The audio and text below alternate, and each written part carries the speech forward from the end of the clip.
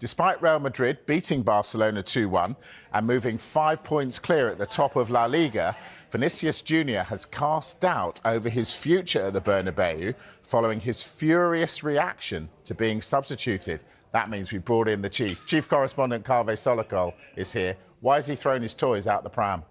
Well, look, I think a lot of it has to do with respect. He feels that he is not being respected by his new head coach, Xabi Alonso. Look, ever since Xabi Alonso arrived at Real Madrid in the summer, he's kind of sent signals to Vinicius Junior that Vinicius Junior may not be his kind of player.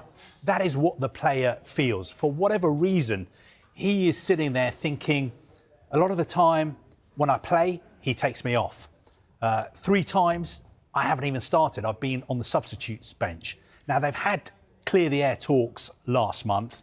I think Vinicius Junior has changed his game a little bit. He's working harder defensively. He's added that to his game as well. But for whatever reason, he still feels that he is not getting the trust and respect that he deserves from his head coach. Now, the way you're looking at me, I know you're thinking you have to earn that trust and you have to earn that respect by how you perform.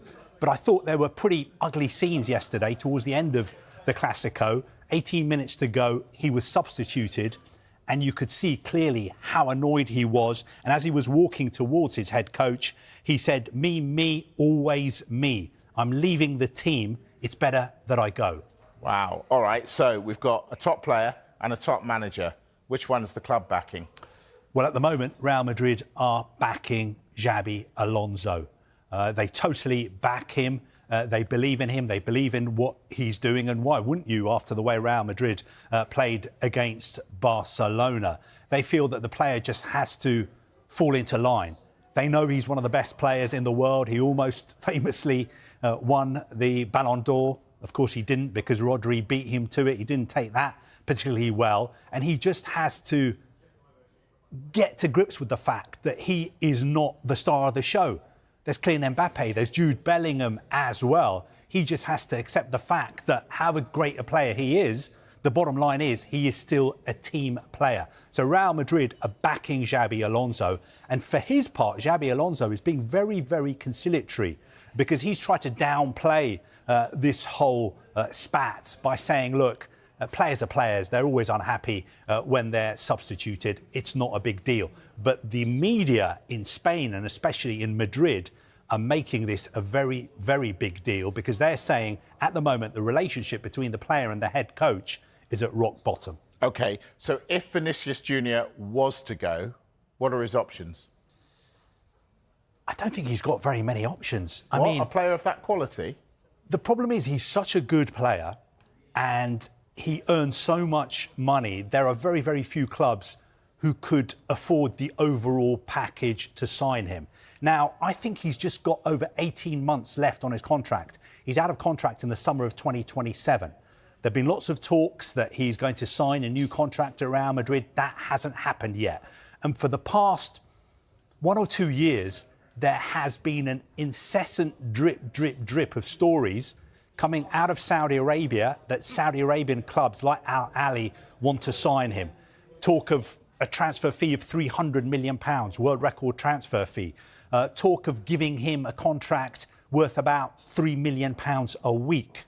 No. Which is about 10 times what he earns at the moment at Real Madrid. A week. I would take those reports with a pinch of salt, because speaking to some people I speak to in Saudi Arabia, they say the numbers that are often quoted are exaggerated. But if he was ever to want to go to Saudi Arabia, make no mistake, Saudi Pro League would love to have him. He fits exactly the profile of player they're looking for. Who knows?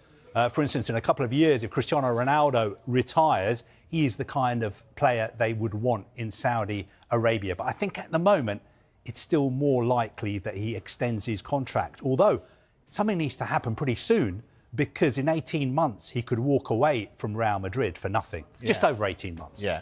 You said earlier, he's not the star of the show. They've got Kylian Mbappe. They've got Jude Bellingham. Bellingham, the match winner yesterday. How much, given how he seems to be surplus to requirements for England, did he need that? Very good point you make. I thought The way he's played, the way he's reacted since he was dropped, in his words, from the England squad has been brilliant. He scored the winning goal against Juventus in the Champions League. He set up a goal against Barcelona. He also scored a goal as well. I really like the way he celebrated his goal as well. Some people will not like that celebration.